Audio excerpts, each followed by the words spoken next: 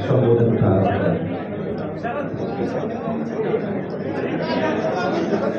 Media centre है, media centre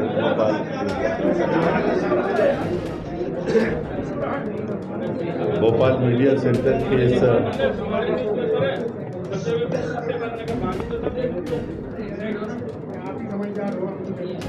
Bhopal media centre की इस पत्रकार वार्ता में उपस्थित सभी प्रिंट मीडिया, इलेक्ट्रॉनिक मीडिया और फोटो जर्नलिस्ट सभी का मैं अपनी तरफ से और भारतीय जनता पार्टी की तरफ से हार्दिक स्वागत और अभिनंदन करता हूं।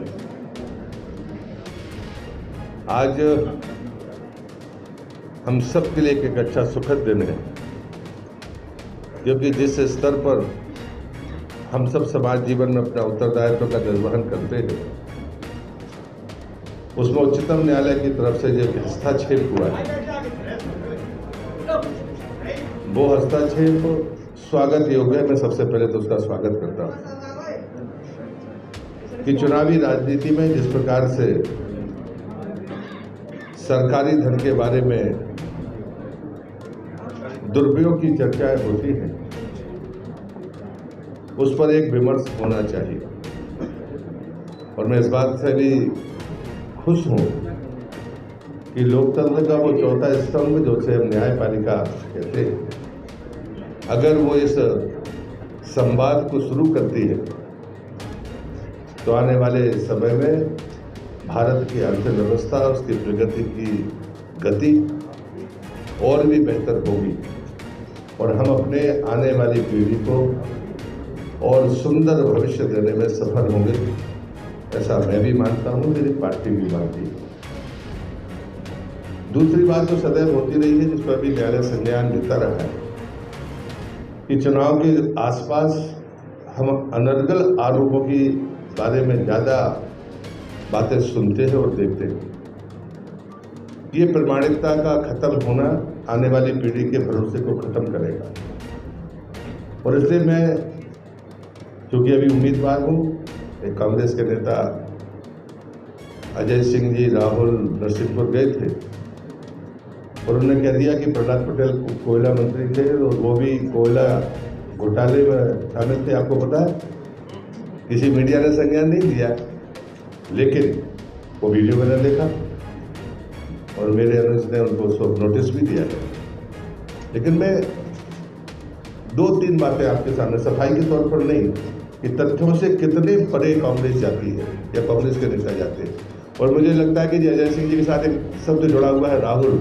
और राहुल नाम की का इम्पैक्ट है, मुझे लगता है कि वो इस सीमा तक चले गए।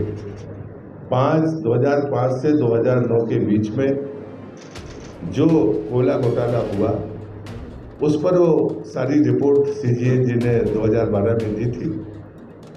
मैं सौभाग्य से 2004 से लेकर 14 तक सांसद भी नहीं था, मंत्री तो दूर की बात है।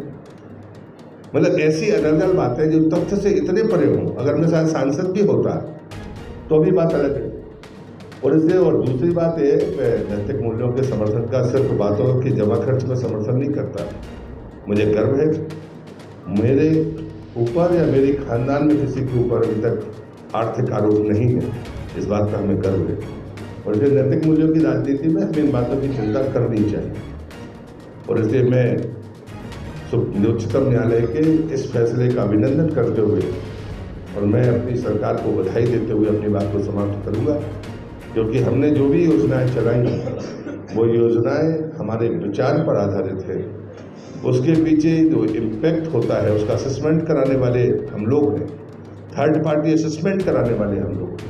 और ऐसे में सैकड़ों उदाहरण आपके सामने रख सकता हूँ। और इसलिए मैं उच्चतम न्यायालय के इस फैसले का हृदय से स्वागत करता हूँ। अगर कोई बात आप प्रश्न पूछेंगे तो मैं निश्चित रूप से जवाब दूंगा। सर इस समय ओबीसी को लेकर बड़ा मुद्दा है, लगातार राहुल गांधी ने काला दिवस ओबीसी को लेकर बात कही। मध्य प्रदेश में आपका क्या होगी, क्या लाइन होगी? क्या ये माना जाए कि ओबीसी का एक बड़ा मुद्दा है, जिस समय जनगणना भी कराई गई बिहार की तरफ से, और फिर बार बार ये मुद्दा सामने आ रहा है, तो क्या प्रभाव पड़ेगा? सर इससे जुड़ा एक सवाल है, कल बिहार के बाद राजस्थान को भी गहलोत जी ने कहा है कोर कमेटी की बैठक, तो आप कैसे देखते हैं बिहार और राजस्थान कितने अलग है? हाँ जुड़े सारे सर आपकी गिनती बहुत आक्रामक नेता के अंदर हुआ वो तो चुनाव में अभी नजर आएगी क्योंकि अभी केंद्रीय मंत्री थे तो आपने अपने आप को सही रखा, प्रदेश की राजनीति में उतना नहीं। लेकिन आपने वो बात कही कोई लांछन नहीं है तो आपको मिस्टर क्लीन कहें, सीएम इन वेटिंग कहें, और जितने केंद्रीय मंत्री और सांसद सर एक सेकंड जितने मैदान में उतरे हैं ये पहली प्रेस कॉन्फ्रेंस आपकी है और आप मुस्कुरा रहे हैं सर। आप खुश हो कि नहीं? जुड़ा हुआ राकेश से जुड़ा है कि आप पॉलिटिकल हाइजीन की बात कर रहे हैं, तो तब जो बातें आपने अभी की इसके आधार पर मैं आपसे ये पूछ सकता हूँ कि आपको मध्य प्रदेश की राजनीति में एक दाग बहुत मालूम है। नरसिंहपुर जिले के आप रहने वाले हो, हमारे यहाँ लालच और भय में फैसले नहीं होते पर्याप्त। नहीं, मुझे लगता है इस प्रश्न से जुड़ा कोई प्रश्न है। विजय जी पूछिए ना।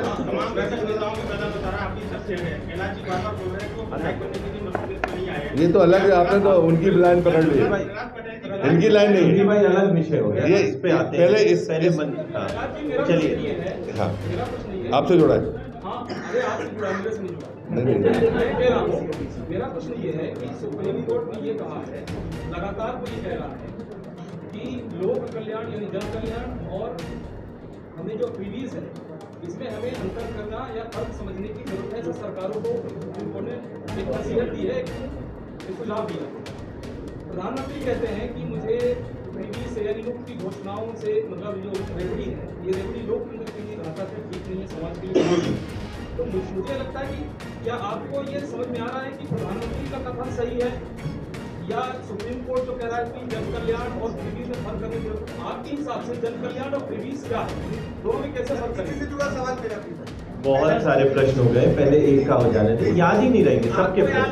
चलिए वो जुड़े सवाल में सर को जुड़ा हुआ मुझे लगा। पहले ब्रिजेश ठाकुर से सवाल पूछा, उस सवाल का जवाब नहीं मिल पाया सर, और ये जो पूछा है उसको मिला पहले सवाल का जवाब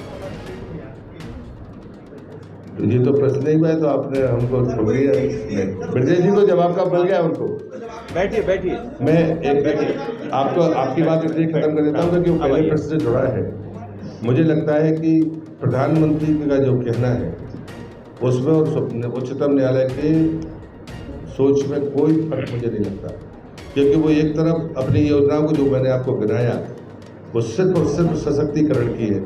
हम थर्ड पार्टी असेसमेंट कराकर देश ने दुनिया के सामने हमने प्रस्तुत किया है हमारी योजनाएं आर्थिक और सामाजिक धरातल पर क्रांति के मानक पैदा करती हैं, और इसलिए उसमें कोई टकराहट नहीं है। और इसलिए जब आप योजना बनाते हैं तो उसमें मुफ्तखोरी जैसे शब्द नहीं आ सकते। यदि आप उसमें सामाजिक रूप से उठाव की बात करते हैं तो वो देश ने नहीं दुनिया ने उसे इम्पैक्ट असेसमेंट को देखा है, इसलिए मुझे कोई उसमें संदेह नहीं, ना टकराहट दिखती है। दूसरी बात आपने जो पूछी है पिछड़े वर्ग के बारे में, मुझे लगता है कि मैं आपसे पहला निवेदन करूंगा कि हमें राजनीतिक दल हो या नेता उनकी नीयत पर देखना होगा।